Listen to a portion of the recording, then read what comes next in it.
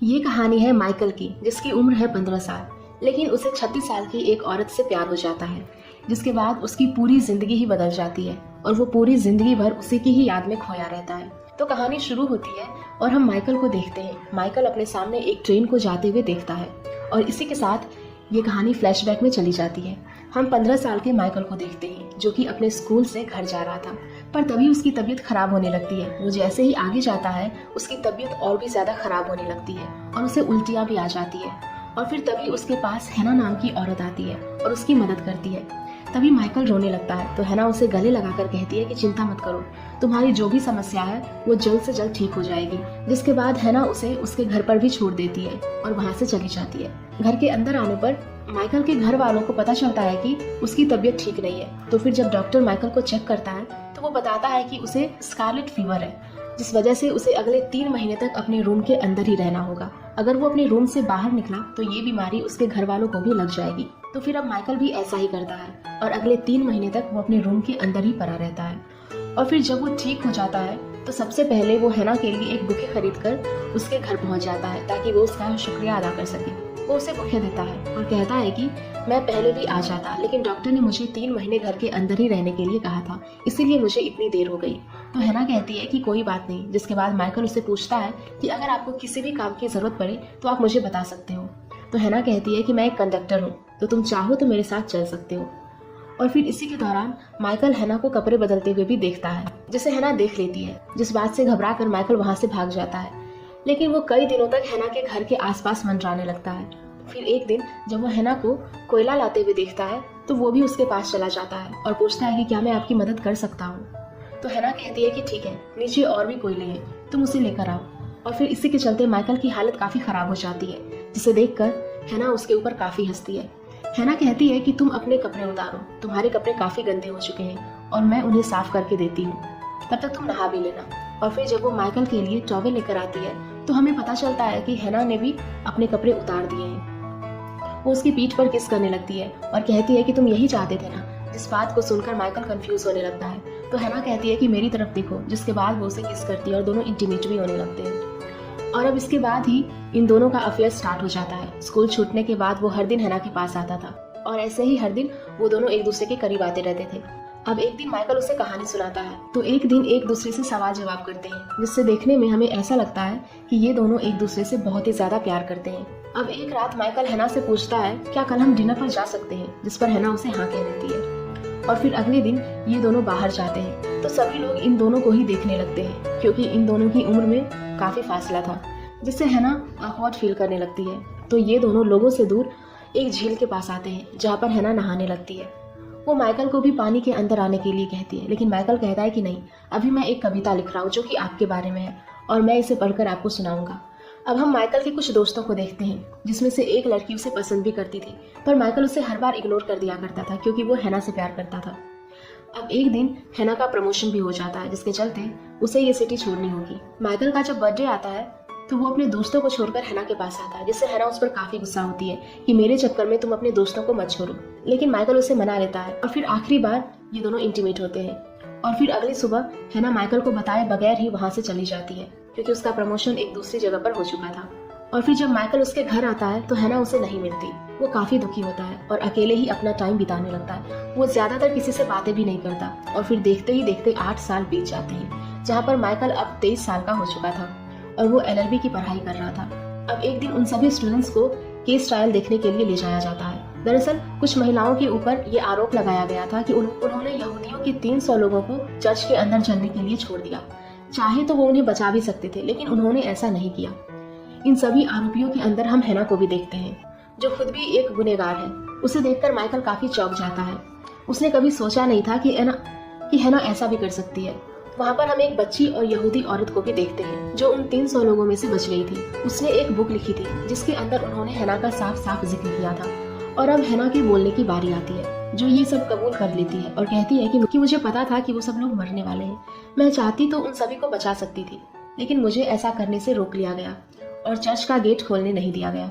जिसके बाद अदालत उससे पूछती है कि तुमने उस दस्तावेजों पे साइन किए हैं जिसमें इन सभी बातों को मेंशन किया गया है।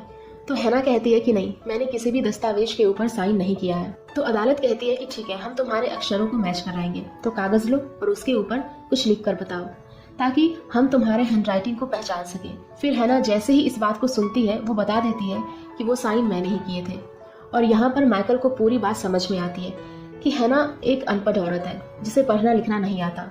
और जब उसका प्रमोशन हुआ था तो वो वहाँ से भाग गई और चर्च के गार्ड की जॉब करने लगी, क्योंकि वो नहीं चाहती थी कि लोगों को उसके बारे में पता चले कि वो एक अनपढ़ औरत है। और जो कुछ भी उन 300 लोगों के साथ हुआ उनका जिम्मेदार हैना खुद को ही मान लेती है और उसे उम्र कैद की सजा भी हो जाती है, जबकि दूसरे गुनहगारों को कुछ ही साल की सजा होती है। और ये सब देखकर माइकल काफी टूट जाता है और अब वो डिसाइड करता है कि वो हैना से मिलने के लिए जाएगा। वो जेल तो जाता है पर हैना से मिलने के लिए उसके अंदर हिम्मत नहीं होती, तो वो फिर से लौट जाता है और समय ऐसे ही बीतते जाता है। और अब माइकल काफी बड़ा हो चुका था, उसकी शादी भी हो जाती है और उसकी एक बच्ची भी है, लेकिन वो अभी भी हैना को भूल नहीं पाया था। वो हमेशा उसके बारे में सोचता रहता है, जिसके चलते उसकी वाइफ के साथ डिवोर्स भी हो जाता है। तो वो अपनी बेटी को लेकर अपनी माँ के पास चला जाता है। उसकी माँ कहती है कि मुझे इस बात का दुख नहीं है कि तुम्हारा तलाक हो गया, लेकिन मैं ये जानना चाहती हूँ कि तुम काफी बदल से गए हो। तुम हमेशा काफी सोच में रहते हो, दुखी रहते हो, आखिर वजह क्या है? यहाँ तक कि तुम अपने फादर की फ्यूनरल में भी नहीं आए थे। तो माइकल बताता है कि ये जगह मुझे काफी सारी यादों को याद दिलाती है, जिस यादों से मैं हमेशा भागता रहा हूँ। मैं एक औरत से प्यार करता था जिसकी उम्र मेरे से 2 गुना ज्यादा थी और अब वो जेल में है। जिस बात को सुनकर उसकी माँ एकदम से चौंक जाती है। जिसके बाद माइकल अपने कमरे में आता है, जहाँ पर वो उन किताबों को देखता है जो वो हैना के लिए पढ़ा करता था। उसने एक किताब को हैना के लिए आधा ही पढ़ा था, तो वो उसकी रिकॉर्डिंग करता है और उन रिकॉर्डिंग्स को जेल के अंदर हैना के पास भेज देता है, जिसे सुनकर हैना काफी खुश होती है और रोने लगती है। और फिर वो भी धीरे धीरे पढ़ना लिखना शुरू कर देती है। जिसके बाद वो माइकल के लिए एक खत लिखती है और उसका जवाब आने का इंतजार करती है। लेकिन देखते ही देखते 20 साल बीत जाते हैं, पर माइकल ने उसके खत का रिप्लाई कभी नहीं किया। और अब हैना काफी बुरी भी हो चुकी थी। जेल के अंदर हैना का बिहेवियर काफी अच्छा था, तो उसके ऊपर दया करके उसे जेल से रिहा कर दिया जाता है। हैना की कोई भी फैमिली नहीं थी और माइकल खत के जरिए हैना से बातें किया करता था। तो जेल की वार्डन माइकल को कॉल करती है और कहती है कि हम हैना को छोड़ रहे हैं, उसका इस दुनिया में कोई भी नहीं है और ना ही उससे कोई मिलने के लिए आता है। पोस्ट के जरिए आप एक दूसरे से बात किया करते थे, तो हम चाहते हैं कि आप उसका रहने का बंदोबस्त कर दें। और फिर ये सुनकर माइकल काफी परेशानी में आ जाता है और थैंक्स कहकर फोन कट कर देता है। उसे समझ में नहीं आ रहा होता कि वो क्या करे। काफी दिनों तक सोचने समझने के बाद वो तय करता है कि वो हैना को जेल से लेकर आएगा। फिर वो जेल जाता है और काफी सालों के बाद वो एक दूसरे से मिलते हैं, जहाँ हैना माइकल को देखकर काफी खुश होती है। माइकल कहता है कि मैंने तुम्हारे रहने का बंदोबस्त कर दिया है, पास में ही एक लाइब्रेरी भी है, क्योंकि तुम्हें पढ़ना काफी पसंद है तो तुम वहाँ हर दिन जा सकोगी। और फिर ये सब सुनने के बाद हैना काफी भावुक होने लगती है और वो माइकल से पूछती है कि क्या तुम्हारी शादी हो गई? जिस पर माइकल कहता है कि हाँ, मेरा तलाक भी हो चुका है और मेरी एक छोटी सी बच्ची है। जिसके बाद माइकल उसे पूछता है कि क्या तुम्हें उस हादसे के लिए पछतावा है? जिस पर हैना कहती है कि हाँ, लेकिन मरे भी वापस नहीं आ सकते हैं। माइकल जब उसे कहानी सुनाया करता था तो वो हैना से पूछता था कि तुमने इस कहानी से क्या सीखा। तो इस बार वो हैना से पूछता है कि तुमने अपनी जिंदगी से क्या सीखा। इस पर वो कहती है कि मैंने पढ़ना लिखना सीखा, क्योंकि अंत में मैं जेल में आई और यहाँ पर मैंने वो सब सीखा जो मुझे सीखना चाहिए था। जिसके बाद माइकल उसे कहता है कि अब मैं अगले हफ्ते आऊँगा और तुम्हें यहाँ से लेकर चलूंगा। फिर हम हैना को उसके कमरे में देखते हैं और वो अपनी किताबों को बाहर निकालती है और उनके ऊपर चढ़कर खुद को फांसी लगा लेती है। फिर तभी माइकल उसे लेने आता है, लेकिन उसे बताया जाता है कि उसने खुद को फांसी लगा ली और अब वो जिंदा नहीं है। जिस बात को जानकर माइकल काफी दुखी होता है। फिर तभी वार्डन उसे हैना के कमरे में लेकर जाती है और उसे बताती है कि हैना ने आपके लिए एक लेटर छोड़ा है। लेटर के अंदर हैना ने लिखा था कि मैंने अपनी जिंदगी में जितने भी पैसे कमाए, मैंने उस पैसे को एक डब्बे के अंदर रखा है। मैं चाहती हूँ कि माइकल उन पैसों को उस बच्ची को ले जाकर दे दे जो उस हादसे से बच गई थी।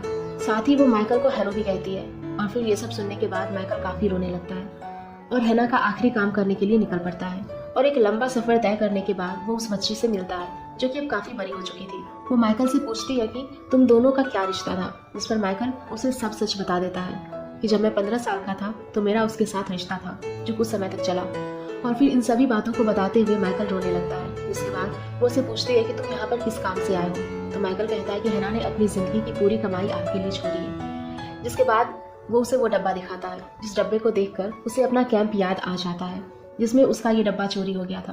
वो कहती है कि इस डब्बे को तो मैं रख लूंगी, लेकिन इन पैसों को नहीं ले सकती। तो फिर माइकल उसे पूछता है कि मैं इस पैसों का क्या करूं। जिस पर वो कहती है कि तुम इसे किसी यहूदी NGO को दान कर दो। तो माइकल कहता है कि ठीक है, लेकिन जाते समय वो उससे पूछता है कि क्या मैं इस पैसों को हैना के नाम से दान कर सकता हूँ, जिस पर वो हाँ कहती है। जिसके बाद माइकल अपनी बेटी से मिलता है और उसे हैना की कब्र पर लेकर आता है और अपनी और हैना की कहानी अपनी बेटी को सुनाने लगता है, जिससे उसकी बेटी मुस्कुराती है। इसी सीन के साथ ये कहानी यहीं पर खत्म हो जाती है।